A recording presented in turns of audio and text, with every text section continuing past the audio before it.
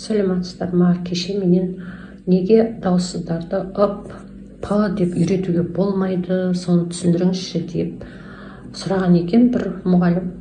Қараңыздар, сіздер балаларға ып, п, ыс, с деп үйретіп жатсаңыздар, м, т, р деп үйретіп жатсаңыздар, ол баланың санасы, бұл дыбыс осылай айтылады деп, осылай айтылу керек деп қабылдап қалады. Одан кейін оған сіздер оқу барысында мына па деген буынды оқытқыларыңыз келсе, ол бейсаналы түрде п, а деп айтады.